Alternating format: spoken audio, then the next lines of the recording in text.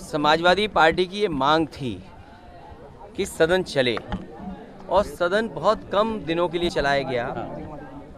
जो बातें माननीय सदस्यों ने रखी उसका कोई जवाब सरकार नहीं दे पाई। आज सवाल इस बात का है कि इलाहाबाद यूनिवर्सिटी के पिछले लगभग 800 दिन से छात्र धरने पर बैठे हैं और सभी विचारधारा के छात्र नौजवान वहाँ बैठे हुए हैं। उनकी मांग पूरी नहीं हो रही है। उधर उनकी फीस बढ़ा दी गई 500 गुना। उत्तर प्रदेश में विपक्षी पार्टी और खासकर समाजवादी पार्टी ने लगातार ये मांग की है कि किसान सूखा से बर्बाद हो रहा है और कई जगह बाढ़ से नुकसान हुआ है। सरकार ने आखिरकार क्या राहत दी है? कहने को सरकार ये कहती है कि डबल इंजन की सरकार है, लेकिन राहत किसानों को क्या दी है? जानवर बड़े पैमाने पर बीमार हैं, उनकी जान गई है, क्या सरकार मदद कर रही है उन किसानों की? सड़कों पर गड्ढे हो गए हैं, पूरे उत्तर प्रदेश में आप देख करके आ जाइए। सड़कें डूब गई हैं, सड़कें गड्ढे में बदल गई, लेकिन सड़कों की मरम्मत कौन करेगा? बिजली महंगी, हर चीज़ महंगी होती चली जा रही है। जो सपने दिखाए थे नौजवानों को कि नौकरी रोजगार मिलेगा, ये अनएम्प्लॉयमेंट रेट तो बताते हैं, लेकिन एम्प्लॉयमेंट रेट क्यों नहीं बताते हैं? सर, आज पैदल मार्च का जवाब था, उस दिन का जवाब लोगों को अनुमति नहीं मिली थी। इसके साथ साथ सरकार आखिरकार $1 ट्रिलियन की इकोनॉमी कैसे बनाएगी? अगर हमारा किसान बर्बाद हो जाएगा, इन्वेस्टमेंट नहीं आएगा, व्यापार नहीं बढ़ेगा, रोजगार नौकरियां नहीं मिलेंगी, तो आप क्या सपना देख रहे हो $1 ट्रिलियन इकोनॉमी का? इसलिए समाजवादी पार्टी ने और सभी दलों ने, आरएलडी ने भी साथ मिलकर के आज वॉकआउट किया है। बड़े पैमाने पे किसानों के गन्ने का भुगतान नहीं हुआ है। आज भी चीनी मिल किसानों के गन्ने का भुगतान नहीं कर पाई हैं। स्वास्थ्य के जो सवाल किए गए थे, आज भी लोगों को स्टेशन नहीं मिल रहा। लोग एम्बुलेंस में पहुँच नहीं रही गाँव में। आखिरकार एम्बुलेंस क्यों नहीं पहुँच रही गाँव में? कौन रोक रहा है एम्बुलेंस गाँव में ना जाए? किसी अस्पताल में दवाई नहीं है, पीएससी सीएससी में डॉक्टर्स नहीं हैं। इलाज कहाँ कराए गरीब जाकर के? जो बड़े अस्पताल हैं वहाँ भी पर्चा तो बढ़ा दिया, 100 रुपये का कर दिया, लेकिन सुविधाएं क्या बढ़ाई हैं बता दो? डॉक्टर्स की जो कमी है उसको पूरी क्यों नहीं करने? भर्ती क्यों नहीं निकालने? भर्ती के नाम पर आउटसोर्स करें और साजिश कर करके सरकार क्या कर रही है नौकरी देने में? जो पहले संविदा में भर्ती थे वो संविदा में निकाले जा रहे हैं। उदाहरण के लिए सैफई मेडिकल कॉलेज जो बना है, यूनिवर्सिटी है जो, उसमें संविदा में पिछले कई वर्षों से नौकरी कर रहे थे लोग, सरकार उनको निकाल देगी, नए नौकरी देना चाहती है। अपने मन मर्जी कंपनी को टेंडर देना, अपनी मन मर्जी के से संविदा पे रखना, ये क्या सरकार कर रही है आखिरकार? सर, पैदल मार्च आप क्या जवाब दिया है आपने पहले दिन का? आज मतलब पहले दिन आपको अनुमति नहीं मिली थी, आज आपने पैदल मार्च निकाला, क्या जानकारी होनी चाहिए? ये आप कम से कम आपको ये नहीं कहना चाहिए कि अनुमति नहीं। मान लीजिए कोई सदस्य है जो सदन जाना चाहता है, पैदल जाना चाहता है, और हमने या समाजवादी पार्टी के सभी सदस्यों ने ये कहा कि पहला दिन सदन का है, हम पैदल जाएंगे सदन तक। जो सरकार ने रूट तय किया था उस रूट पर सहमति हो गई थी। आखिरकार रात में वो रूट किसने बदला, किसके दबाव पर बदला गया? तो आज क्या रणनीति तय हुई? अब क्या होगा आगे? सदन तो जाएंगे नहीं आप लोग? जाना और सदन आना सरकार रोक नहीं सकती। अब क्या तय हुआ सर आज विधायकों की बैठक में? हमारी मांग है कि सदन का समय बढ़ाया जाए, हम कुर्सियों पे बैठ जाएंगे जाके अभी। अब सदन क्यों? अब सदन कैसे? जब सदन का वॉकआउट कर दिया है तो अब सदन में कैसे बैठेंगे? सरकार सदन का समय बढ़ाए, हम अभी बैठ जाएंगे जाकर के वहाँ। कार्यकाल पहले भी मांग की थी, लेकिन सरकार ने सदन का 4 ही दिन का कार्यक्रम रखा। बजट अभी गाँव में नहीं पहुँचा।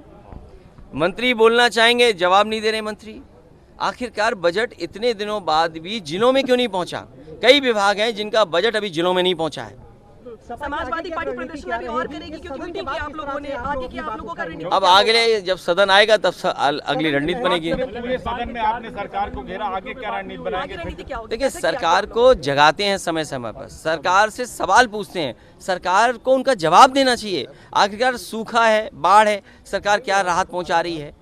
महंगाई है, उसके लिए क्या कदम उठाए हैं?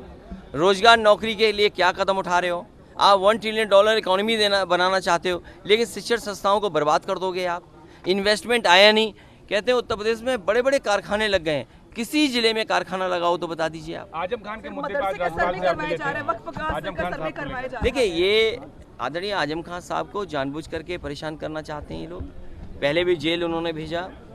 कोरोना में यूनिवर्सिटी में जो हुआ वो सबके सामने है। जानबूझ करके साजिश सरकार कर रही है। सर्वे करवाया जा रहा है, वक्फ का सर्वे करवाया जा रहा है। सरकार कह रही है कि भाई अगर नीयत में खोट नहीं है तो हम सर्वे करवाएंगे।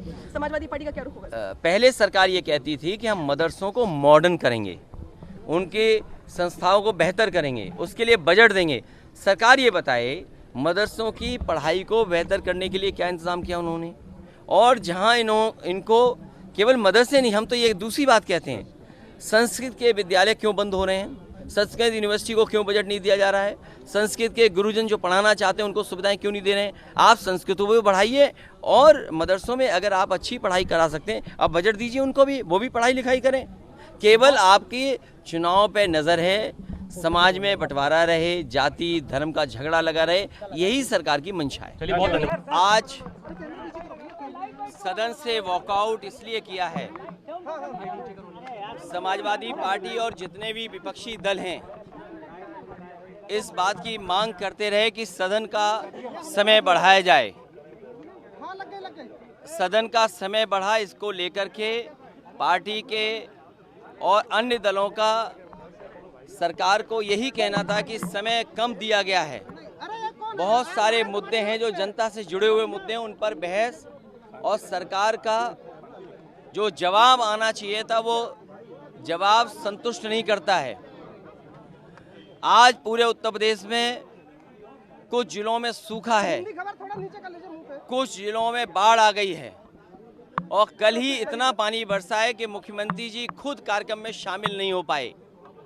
तो लगातार उत्तर प्रदेश के किसान, उनका नुकसान हुआ है, उनकी फसल का नुकसान हुआ है, जिसमें सूखा की वजह से और बाढ़ की वजह से बड़े पैमाने पर नुकसान हुआ है। वहीं लंपी वायरस से भी बहुत बड़े पैमाने पर जो जानवर हैं उनकी जान गई है और अभी भी बीमार हैं। किसानों के गन्ने का भुगतान नहीं हुआ है। कई जिलों से खबर आ रही है खाद और किसी तरह का इंतजाम सरकार नहीं कर पाई है। बेरोजगारी को लेकर भी लगातार नौजवान इस उम्मीद में थे कि डबल इंजन की सरकार दोबारा सरकार बन जाने के बाद उन्हें नौकरी और रोजगार मिल जाएंगे, उनका भविष्य बेहतर होगा। इधर इलाहाबाद में पिछले 800 दिन से लगातार छात्र धरने पर बैठे हैं, कोई उनको पूछने वाला नहीं है। और उसके जवाब में सरकार का फैसला ये रहा, यूनिवर्सिटी का फैसला ये रहा कि उनकी 500 गुना फीस बढ़ा दी। आमदनी खत्म हो गई, लोगों की आय हो नहीं पा रही है, नौकरी रोजगार है नहीं। आखिरकार गरीब बच्चे इतनी फीस, हॉस्टल की फीस, पढ़ाई के लिए कैसे फीस दे पाएंगे। और जब आत्मदाह कर रहे हैं तो उनको धमकी मिल रही है सरकार से। जहां महंगाई के लिए कोई सरकार ठोस कदम नहीं उठा पाई कि महंगाई कैसे कम होगी। अग्निवीर की भर्ती हुई, 1,13,000 लोगों ने फॉर्म भरे हैं, कई जगह और भी भर्ती हो रही है, लेकिन सरकार ये नहीं बता रही है कि आखिरकार कितने लोगों को पक्की रोजगार या नौकरी मिल जाएगी अग्निवीर के माध्यम से। इसलिए सरकार के खिलाफ समाजवादी पार्टी सदन को वॉकआउट कर करके आई है। कम से कम सरकार ये स्पष्ट करे कि महिलाओं की सुरक्षा कैसे होगी, क्योंकि जो एनसीआरबी का आंकड़ा कहता है, महिला आयोग का जो आंकड़े कहते हैं, वो सबसे खराब अगर कानून व्यवस्था और सबसे ज़्यादा महिलाओं के ऊपर उत्पीड़न अन्याय कहीं हो रहा है तो उत्तर प्रदेश में। कोई कल्पना कर सकता है कि लखीमपुर जैसी घटना हो? हाथरस में पहले ही हो चुका है। मुरादाबाद का देख लिए किस तरीके से एक बेटी को सड़क पर भागना पड़ा और पूरी तरीके से कानून व्यवस्था ध्वस्त हो चुकी है और पॉलिटिकल लोगों पर झूठे मुकदमे लगाए जा रहे हैं। आज आप लोग राजभवन में इसी मुद्दे को लेकर गए थे कि पॉलिटिकली मुकदमे लगाए जा रहे हैं। देखिए, आदरणीय आजम खान साहब के लिए राजभवन गए। जो सदन में मुद्दे उठने चाहिए, उस सदन में जो जवाब सरकार का आना चाहिए, वो सरकार का जवाब नहीं आ पा रहा है। आप बताइए, महंगाई पर ठोस कदम क्या उठाया सरकार ने? रोजगार और नौकरी देने के लिए क्या ठोस कदम उठाए हैं? कानून व्यवस्था बेहतर हो जाए उसके लिए क्या ठोस कदम उठाए हैं? इन्वेस्टमेंट के बड़े बड़े सपने दिखाए और $1 ट्रिलियन इकोनॉमी की सपना देख रहे हैं, तो उसके लिए आपने क्या कदम उठाया है?